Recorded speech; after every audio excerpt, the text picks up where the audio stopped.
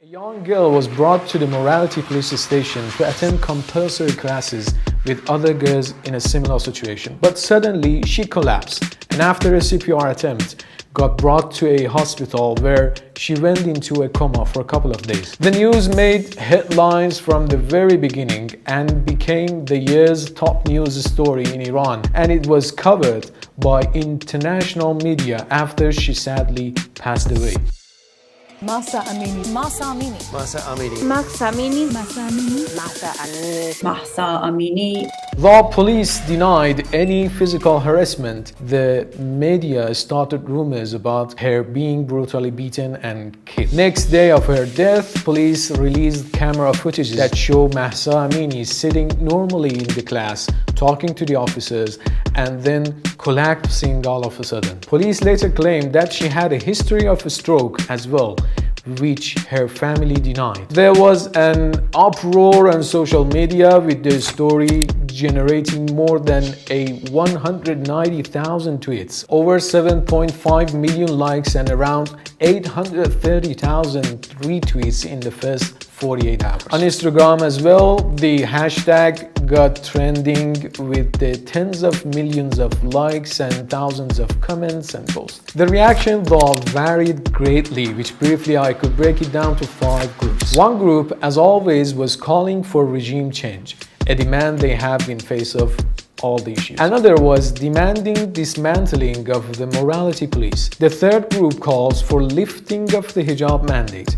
And the fourth group defended mandatory hijab but called for the reforms in a way morality police operates. And one group defends both mandate as well as the way morality police operates. Well, hijab is one of the Islamic laws which has been ordered to women to cover their hair and body in order to protect their dignity and decency. But even secularly and in the aspect of culture, if you want, look, also this dignity and decency has been always with Iranian women, even before the rise of Islam, which you can tell by looking at the old paintings or stone reliefs of Persepolis.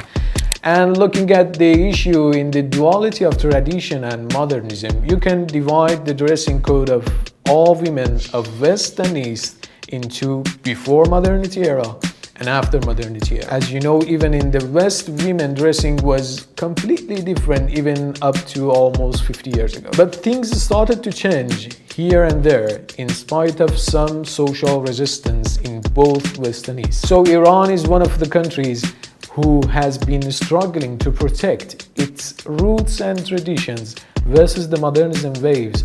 And it's not just about these recent years, but this issue has been a topic since 170 years ago. It means the 19th century, around the year 1850, when at the end of the reign of Fatali Shah Qajar, a number of students were sent to Europe to study, hoping that the means of Iran's progress would gradually be provided by this. And that was almost the beginning of raising voices against tradition in favor of modernity. We should act like them if we want to progress, they said.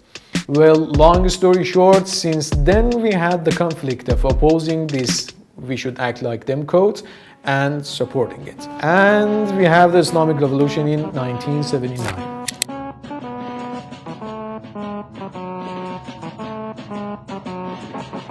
One month after the revolution, Imam Khomeini made a speech and mentioned the women's style of dressing in different parts of the new government, ministry buildings, and other organizations, and it had its influence. The day after that speech, most of the government buildings prevented the women without hijab to go to their work. And that caused some objections and protests by those women. The largest protest was held by around 5,000 women demanding hijab to be non-compulsory. 2 months later, the Constituent Assembly passed a resolution declaring Iran an Islamic Republic.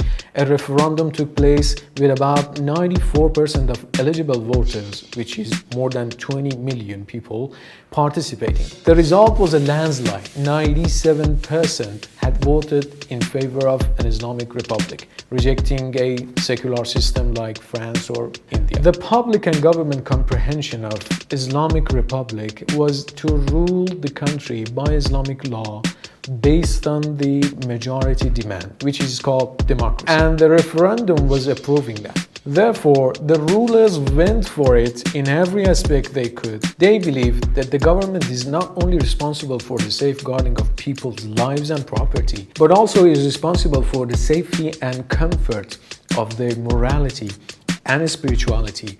Actually, this might be one of the biggest differences between a liberal government and a religious one. They believed a society without the free and legal access to drug and alcohol and sex out of marriage is a safer society for kids and teens and adults. So if it's not free and legal, the concept should be prevented too. It means the women and men should wear and behave in decency and dignity and not in a provocative way. On the other side, the opposition groups believe their way of dressing in public won't affect other people's morality or spirituality. They believe it's a matter of personal choice, and the famous slogan that goes on all around the world is their slogan too: my body, my choice.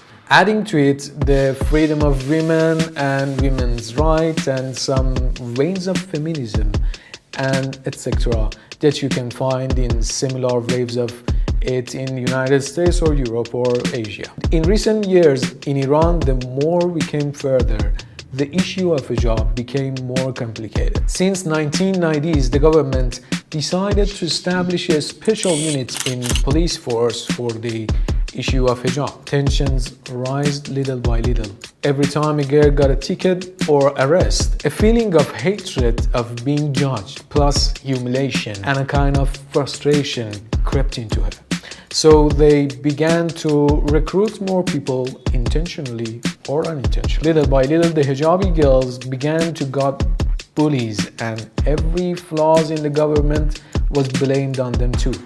It was like with the hijab, they were representing all the good and bads of the government. Whenever they appear in social environment, whether it was their school or university or taxis or etc. On the other side, looking like luxurious and progressed was a position everyone loved. Another booster was social media.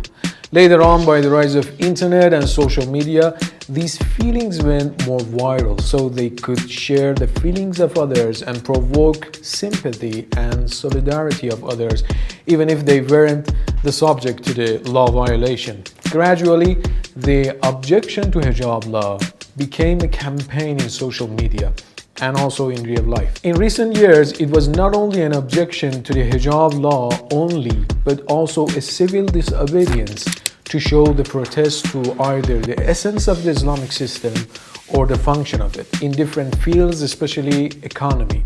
Nowadays, people, whether they are agree to the existence of hijab law or disagree, they have came to an agreement that this way of controlling the chastity in the society is not working and it needs some reforms. I must add that if you can figure out the high tensions of violence and rage that you see in the streets these days, it's because it's not just being done by some fancy girls and rich class of the society.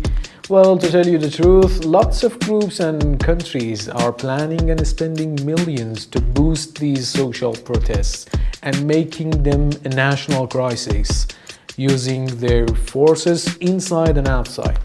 So that's why it's looked like this.